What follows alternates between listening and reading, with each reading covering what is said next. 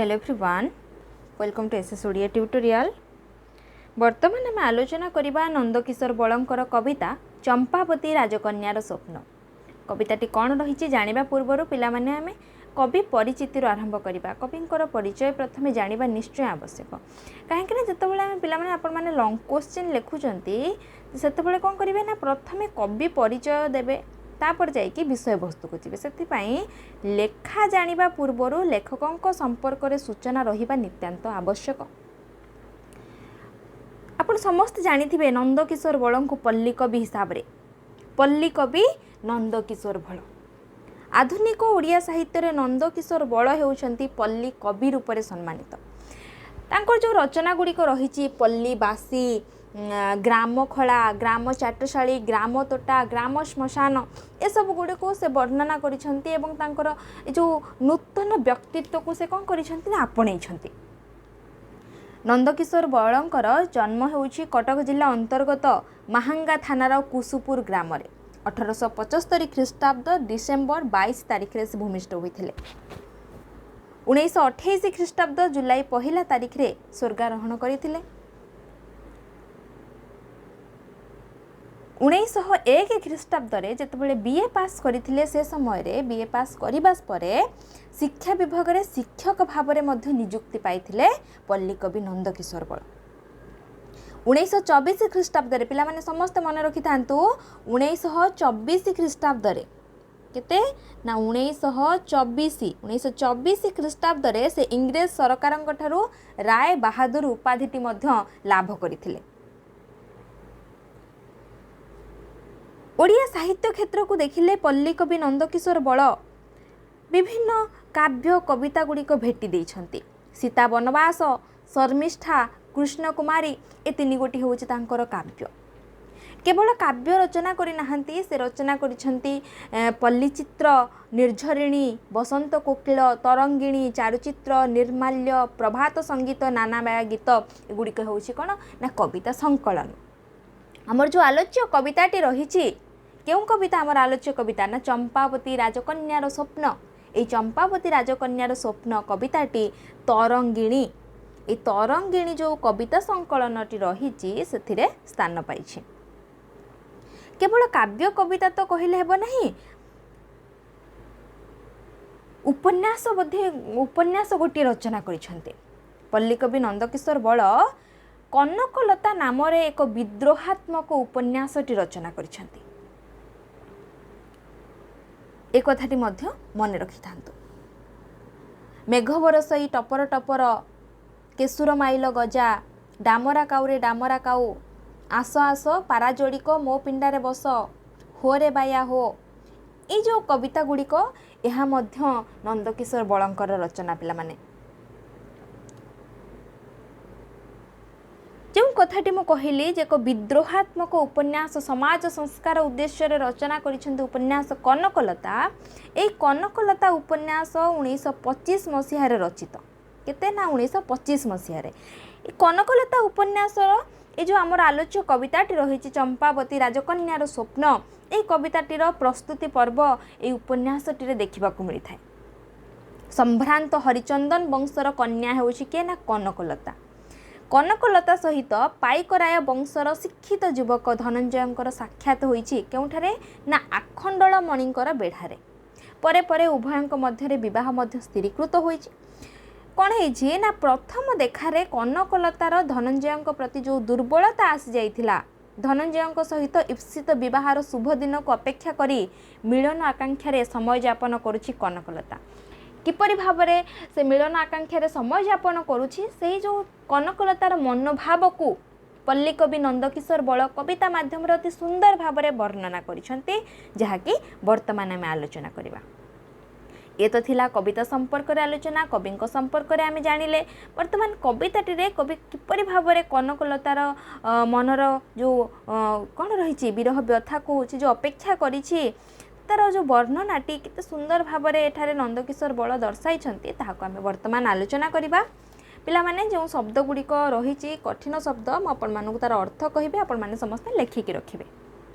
ठीक अच्छे कविताटी एहीपरि भाव आरंभ करा जाइछि ना चंपा फूलटीए पाइली बन हलदी प्राय शिव उपासना करी कांत आसीबा जाए चंपावती राजकुमारी से जे नव तरुणी गीत गाए निज नवरे निज मनरे गुणी सखी मेले खेलुथिलई महा हरस भरे जनक जननी सेनेहे भासी निशी बासरे कौन कह ना चंपा फूलटीए पाई क्यों फूल ना चंपा फूल को पाई क्यों परि भाव चंपा फूलटी ना वन वन कहले कौन वन कहले अरण्य वन शब्दर अर्थ हूँ पिला माने रंग उपवन टे हलदी रंगर हलदी हलदी कहले कौन हरिद्रा हलदी रंगर चंपा फूलटी मु पाई जहाँ मु शिव उपासना करी से फूल धरी कौन करी ना शिवंकर उपासना करी शिवंकर आराधना करी उपासना कहले पूजा बा आराधना को बुझाई थाए शिवंकर आराधना करी क्यों पर्यंत ना कांत आसीबा पर्यंत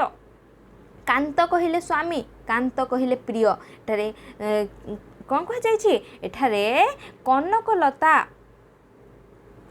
धनंजयंकर जो अपेक्षा करी तार प्रिय आसीबा पर्यंत से कौन करिवो चंपा फूलटे पाई से चंपा फूल रे से शिवंकर आराधना करिवो चंपावती राजकुमारी से जे नव तरुणी गीत गाए निज नवरे निज मनरे गुणी चंपावती राजकुमारी होची नव तरुणी वर्तमान तार कौन है ना तार यौवन आसी पहुँची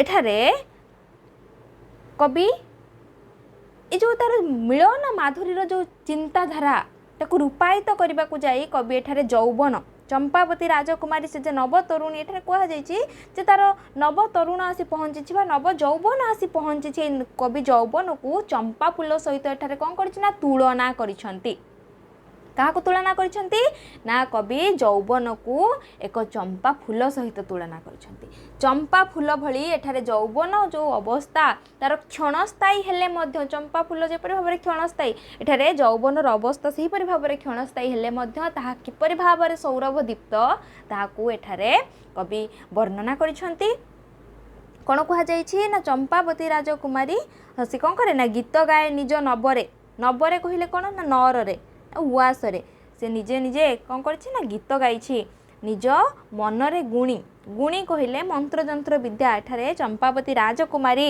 जेतेबेले तार यौवन आसिकी परिधान करिछि बा यौवन पहुँची उपस्थापन करिछि से तार कौन करछि ना जेतेबेले नव तरुणी हेछि बाल्यरू जेतेबेले यौवन अवस्था आसे से समय कौन हुए ना सेतबेले निजे निजे गीत गाइछि से मनरे तार उआसरे रहिकी निज मनरे निजे कौन करछि ना गीत गाइछि सखी मिले खेलुथिलई महा हरस भरे जनक जननी सेनेहे भासी निशिबासरे सखी मेले खेलुथिलही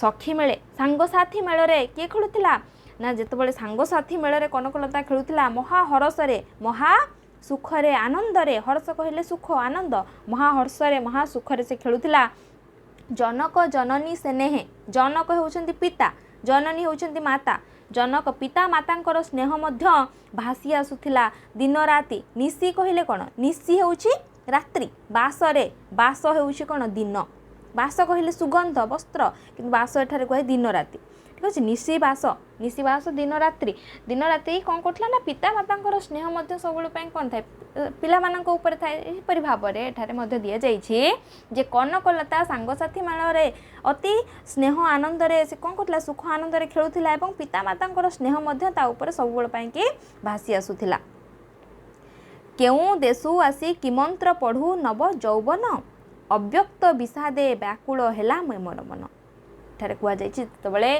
बाल्य सरिकी यौवन परिधान कर यौवन आसी पहुँची केउ देशु आसी किमंत्र पढ़ू नव यौवन केउ देशरू यौवनटी परिधान आसी कि मंत्र से पाठ करुछि जे कौन लगुच मते विषाद व्याकुल लगुच मोर मन अव्यक्त अव्यक्त कहले अप्रकाशित बा साधारण ज्ञानर अतीत माने से जो ता मनरे एहीपरि भाव में भावना आसुछि से भावना को कहा आगे से प्रकाश करिपारू नाही ता कह जाइछि जे अप्रकाशित पुणी विषादे विषादे कहले कोन विषाद होउछि कोन खेद ता मनरे एहीपरि भाव में खेद आसुछि एहीपरि भाव में निराद जो निराद नंदता आसुछि से कहा आगे प्रकाश करिपारू नाही पुणी व्याकुल व्याकुल कहले अस्थिर ता मन कौन होउछि ता मन अस्थिर हो जाउछि ଯେତେବେଳେ ଯୌବନ ଏଠାରେ କବି ଦର୍ଶାଇଛନ୍ତି ଯେ ଯୌବନ ଯେତେବେଳେ ପରିଧାନ କରୁଛି ତା ମନ ଭିତରେ ଯେତେ ସବୁ ଅସ୍ଥିର ଚିନ୍ତାଧାରା ମାନେ ଆସୁଛି ସେ ଅସ୍ଥିର ଚିନ୍ତାଧାରାକୁ କାହା ଆଗରେ ପରିପ୍ରକାଶ କରିପାରୁନାହିଁ, ନା ସାଙ୍ଗସାଥୀ ସଖୀମାନଙ୍କ ସାଙ୍ଗରେ ସଖୀ ମେଳରେ ପରିପ୍ରକାଶ କରିପାରୁନାହିଁ କି ପିତାମାତାଙ୍କ ଆଗରେ ମଧ୍ୟ ପରିପ୍ରକାଶ କରିପାରୁନାହିଁ। ବାଲ୍ୟ ଚପଳତା ଉଭେଇ ଗଲା କେଣେ ମୋହର, କେଉଁ ନବରାଜ୍ୟେ ଅଇଲି ନୋହିଲା ତ ଗୋଚର। ଏ ଯେଉଁ ବାଲ୍ୟ ଚପଳତା ଯେଉଁ ରହିଥିଲା, ବାଲ୍ୟର ଚପଳତା, ଚପଳତା କହିଲେ କ'ଣ ଚଗଲାମି ବା ଚଞ୍ଚଳତା, ବାଲ୍ୟର ଚପଳତା ସବୁ କ'ଣ ହେଇଛି ନା ଉଭେଇ ଯାଇଛି। ସେ ଚପଳତା କୁଆଡ଼େ ଉଭେଇ ଗଲା ଯେ ମୁଁ ଜାଣିପାରିଲି ନାହିଁ। କେଉଁ ନବରାଜ୍ୟ ଅଇଲି ନୋହିଲା ତ ଗୋଚର, କେଉଁ ନୂଆ ଗୋଟେ ରାଜ୍ୟକୁ ଆସିକି ପହଞ୍ଚିଛି ତାହା ମଧ୍ୟ ମୋର ଗୋଚର ହେଲା ନାହିଁ। ଗୋଚର କହିଲେ ଉପଲବ୍ଧି ବା ଅବଗତି, ମୁଁ ତାହା ମଧ୍ୟ ଉପଲବ୍ଧି କରିପାରିଲି ନାହିଁ ଯେ କେଉଁ ନବରାଜ୍ୟରେ ନୂଆ ରାଜ୍ୟରେ ଆସିକି ପହଞ୍ଚିଛି। ଖେଳ ହସ ଖୁସି ଆଉ ତ ମୋତେ ନ ଲାଗେ ସୁଖ, ନିଭୃତ ଅନ୍ତରେ ପଶିଲା କାହୁଁ ଅବ୍ୟକ୍ତ ଦୁଃଖ। ଆଉ ଯେଉଁ ସଖୀ ମେଳରେ ଖେଳୁଥିଲା, କିଏ ଖେଳୁଥିଲା କନକଲତା ଖେଳୁଥିଲା, ସେ ସଖୀ ମେଳରେ ଯେତେବେଳେ ଖେଳୁଛି ଆଉ ତାକୁ ଆଉ ସେ ସୁଖ ଲାଗୁନାହିଁ, ସେ ଯେଉଁ ଆନନ୍ଦ ସେ ଆନନ୍ଦ ଆଉ ତାକୁ ଲାଗୁନାହିଁ। କେବଳ ନିଭୃତ ଅନ୍ତରେ ପଶିଲା କାହୁଁ ଅବ୍ୟକ୍ତ ଦୁଃଖ। ନିଭୃତ, ନିଭୃତ କହିଲେ ନିର୍ଜନ ବା ଗୋପନ ବା ଏକାନ୍ତ। କେଉଁ ଅନ୍ତରରେ ମନର ଚିତ୍ତ ବା ହୃଦୟରେ କେଉଁ ନିର୍ଜନ ହୃଦୟରେ କ'ଣ ପଶିଛି ଅବ୍ୟକ୍ତ ଦୁଃଖ ପଶିଯାଇଛି, ଏକ ଅପ୍ରକାଶିତ ଦୁଃଖ ଆସି ମନରେ ପଶିଯାଇଛି ଯେ ମୋତେ ଆଉ ସାଙ୍ଗସାଥି ମେଳରେ ଖେଳିବା ପାଇଁ ମଧ୍ୟ ସେଗୁଡ଼ିକ ଆନନ୍ଦ ଦେଉନାହିଁ ବା ସୁଖ ମଧ୍ୟ ଦେଉନାହିଁ। କାହିଁ ଅବା ଛାଡ଼ି ଆସିଲା ପ୍ରାୟ ଲଗାଇ ମୋତେ, କିଏ ଛାଡ଼ି ଦେଇ ଯାଇଛି ମୋତେ ବିଦେଶ ସତେ। ଏହିପରି ଭାବରେ ମନେ ହେଉଛି ଯେ ମୋତେ କିଏ ଛାଡ଼ିବା ପାଇଁ ଆସିଥିଲା ପୁଣି ମୋତେ ଛାଡ଼ି ଦେଇକି ଯାଇଛି। କେଉଁଠାରେ ଛାଡ଼ି ଦେଇଛି ନା ବିଦେଶରେ ଛାଡ଼ି ଦେଇ ଯାଇଛି, ଏକ ଅଜଣା ରାଜ୍ୟରେ ଛାଡ଼ି ଦେଇ ଯାଇଛି। ଯେଉଁପରି ଭାବରେ ମୋତେ ବିରହ ଲାଗୁଛି ଯେ କେହି ମୋ ପାଖରେ ନାହାନ୍ତି, ଏକ ଅଜଣା ରାଜ୍ୟରେ ମୋତେ ଛାଡ଼ି ଦେଇକି କିଏ ଯେପରି ଭାବରେ ଚାଲିଯାଇଛି। ପୁଣି ଲାଗୁଛି ପରାଣ ଅପୂର୍ଣ୍ଣ ଯେହ୍ନେ ଶୂନ୍ୟ ସଂସାର, ମୁହିଁ ଯେହ୍ନେ ମୋର ନୁହଁଇ ସତେ ଆଉ କାହାର। ଏପରି ଭାବରେ ଲାଗୁଛି ଯେ ପ୍ରାଣ, ପରାଣ କହିଲେ ପ୍ରାଣ, ମୋ ପ୍ରାଣ ଲାଗୁଛି ଏକ ଅପୂର୍ଣ୍ଣ, ପୂର୍ଣ୍ଣ ଲାଗୁନାହିଁ, ଅପୂର୍ଣ୍ଣ ଲାଗୁଛି। ଯେପରି ଭାବରେ ଏ ଶୂନ୍ୟ ସଂସାର, ଏ ସଂସାରରେ ସମସ୍ତେ ଥାଇ ମଧ୍ୟ ମୋତେ ଏକାକୀ ଅନୁଭବ ହେଉଛି, ଶୂନ୍ୟତା ଅନୁଭବ ହେଉଛି। ମୁହିଁ ଯେହ୍ନେ ମୋର ନୁହଁଇ ସତେ ଆଉ କାହାର, ମୁଁ ନିଜେ ମୋର ନୁହଁ, ମୁଁ ଏବେ କାହାର ହେଇଯାଇଛି ଅନ୍ୟ କାହାର ହେଇଯାଇଛି। ସେହିପରି ଭାବରେ ମୋତେ କ'ଣ ଲାଗୁଛି ଏକାକୀ ଲାଗୁଛି, ନିର୍ଜନ ଲାଗୁଛି। ମଣିଷ ଯେତେବେଳେ ମଣିଷ ଜୀବନର ଏହା ହେଉଛି କ'ଣ ମହାମୂଲ୍ୟବାନ ବା ଅଫୁରନ୍ତ ସମ୍ଭାବନାମୟ ଅଧ୍ୟାୟ, ତାହା ହେଉଛି ଏକ ଯୌବନ ଅବସ୍ଥା। ଏ ଯୌବନ ଅବସ୍ଥାରେ এই ପର୍ଯ୍ୟାୟରେ ଜଣେ ଆଉ ଜଣଙ୍କର ସଙ୍ଗଲାଭ କରିବା ପାଇଁ ସବୁବେଳେ ପାଇଁ ବ୍ୟାକୁଳ ହୋଇ ଉଠେ। ସେଥିପାଇଁ ଦୁଇଟି ଜୀବନର ମିଳନ ମାଧୁରୀରେ ଜୀବନର ସାର୍ଥକତା ଆଉ ଅମୃତତାକୁ ଅନୁଭବ କରିହୁଏ। ସେଥିପାଇଁ ଏଠାରେ କ'ଣ କୁହାଯାଇଛି, ଏଠାରେ କନକଲତା ତାକୁ ନିଜକୁ ନିଜେ ସେ କ'ଣ କରିଛି ନା ଅପୂର୍ଣ୍ଣ ବୋଲି ମନେ କରିଛି, ଏକାକୀ ନିସଙ୍ଗତା ବୋଧ ବୋଲି ସେ ମନେ କରିଛି, ଯେପରି ମୁଁ ମୋର ନୁହେଁ ସତେ ଆଉ କାହାର ହୋଇଯାଇଛି। ଏଠାରେ ତାର ପ୍ରିୟକୁ ସେ ସ୍ମରଣ କରିଛି। ଆଉ କ'ଣ କୁହାଯାଇଛି ଦେଖିବା, ଆକି ହେଲାରେ ଏ ମନ ଧିକ ଏ ପ୍ରାଣ ଯାଉ, ଜନକ ଜନନୀ ସେନେହେ ମନ ନ ମାନେ ଆଉ। ଭାବାନ୍ତର କିମ୍ପା ହେଲାରେ ବୁଝି ନପାରେ କିଛି, ଜାଣିଲେ ଜନକ ଜନନୀ କିବା ବୋଲିବେ ଛି ଛି। କି ହେଲାରେ ଏ ମନ, ଏ ମନକୁ କ'ଣ ହେଇଛି, ଏ ପ୍ରାଣ ଧିକ ଯାଉ, ଏ ତୁଚ୍ଛ ଯାଉ, ଏ ପ୍ରାଣ କ'ଣ ହେଇଛି, ଏ ମନକୁ କ'ଣ ହେଇଛି ଯେ ଜନକ ଜନନୀଙ୍କର ସ୍ନେହ ମନ ନ ମାନେ ଆଉ। କେବଳ ପିତା ମାତାଙ୍କର ସ୍ନେହକୁ ଏ ମନ ଆଉ ମାନୁନାହିଁ, ଏକ ତାକୁ କ'ଣ ଦରକାର, ତାକୁ ଏକ ସାଥୀ ଦରକାର। ଭାବାନ୍ତର କିମ୍ପା ହେଲାରେ, ଭାବାନ୍ତର ପିଲାମାନେ ମନେ ରଖିଥାନ୍ତୁ, ଭାବାନ୍ତର ହେଉଛି ଅନ୍ୟ ଭାବ। ଭାବାନ୍ତର କହିଲେ ମାନସିକ ଅବସ୍ଥାର ପରିବର୍ତ୍ତନକୁ ବୁଝାଯାଇଥାଏ। ଏଠାରେ କନକଲତାର ମାନସିକ ଅବସ୍ଥାରେ ଏକ ପରିବର୍ତ୍ତନ ଆସିଛି ଯେ ତାକୁ ଜନକ ଜନନୀଙ୍କର ସ୍ନେହ, ପିତାମାତାଙ୍କର ସ୍ନେହ ମଧ୍ୟ ଆଉ ଭଲ ଲାଗୁନାହିଁ, ତାକୁ ଦରକାର ପଡ଼ୁଛି ତାର ଏକ କ'ଣ ସାଥୀର ସ୍ନେହ। ଭାବାନ୍ତର କିମ୍ପା ହେଲାରେ ବୁଝି ନପାରେ କିଛି, ଜାଣିଲେ ଜନକ ଜନନୀ କିବା ବୋଲିବେ ଛିଛି। ଯେତେବେଳେ ପିତା ମାତା ଏ କଥାଟି ଜାଣିବେ, ଜନକ ଜନନୀ ଏ କଥା ଜାଣିବେ ଯେ ତାଙ୍କର ସ୍ନେହ ମନରେ ଆଉ ମାନେ ନାହିଁ, ତାହେଲେ ସେ କ'ଣ କରିବେ, ଛି ଛି ବୋଲି କହିବେ। ଏହା ତା ମନରେ କ'ଣ ଦେଉଛି ନା ଭାବାନ୍ତର, ମାନସିକ ଅବସ୍ଥାରେ ପରିବର୍ତ୍ତନ ଦେଖାଯାଇଛି। ସେହିପରି ଭାବରେ କ'ଣ ତା ଚିନ୍ତାଧାରା ଦେଖାଯାଇଛି। ସଖିଏ ବାକିସ କହିବେ ଜାଣିପାରିଲେ କଥା, ନ କହି ତାଙ୍କୁ ବି ସହିବି କେଉଁ ପରି ଏ ବ୍ୟଥା। जदि मु सखी मानू एक कथा न कहबी ताले से व्यथाटी मध्य मु सही पारिबे नाही जदि मु सखी मानू कहबी ताले से माने तांकर कौन हेबो तांकर जो माने ए कथाटी सुनी सारला परे तांकर प्रतिक्रिया कौन हेबो से कथा मध्य एठारे कनकलता चिंता करुछि। निज रूप निजे निरेखी मते माड़ई लाज उतुंग उरसे कहार अछि केवल कार्य। निज रूप को निजे देखिकी निरेखिकी निरीक्षण करिकी मते कौन करुछि ना लाज लागुछि। उतुंग उरसे उतुंग कहले अति उच्च उरसे उरसे होछि वक्षस्थल अति उच्च वक्षस्थल को देखि कहार अछि केवल कार्य। ए नवजौवन एकाकी किस करिबि आहा किए मो जीवन बल्लभ तांको देबई ताहा। चंपा फूलटीए पाइली बन हलदी प्राय शिव उपासना करिबि कांत आसीबा। ये जो नवजौवन पाहिची ताकू मु एकाकी एकाकी कौन करिबि किस करिबि आहा कौन करिबि आहा किए मो जीवन बल्लभ बल्लभ कहले स्वामी बा प्रभु तांकू मु देबई ताहा। ये जो जीवन ये जो जेतबेले यौवन आसिके माने कौन कर यौवन आसी पहुँची यौवनकालीन अवस्था एठारे अति सुंदर भावरे जड़े युवतीर यौवनकालीर अनुभव को कवि एठारे कवितार भाव माध्यम परिप्रकाश करिसेंति जे कनकलतार यौवन काल जेतबेले उपस्थित होइछि सेठार ता मनरे केउ परि भावरे भावना आसुछि तार प्रिय को पाइबार जो आशा रहिछि जीवनर महा जो मूल्यवान बा अफुरंत एक संभावनामय अध्याय जहाँकि यौवन अवस्था ताको एठारे कवि अफुरंत भावरे कौन करछन्ते ना वर्णना करछन्ते जे ए यौवन अवस्था कौन होता है ना जड़े आउ जनकर संग लाभ करने व्याकुलित हो उठे।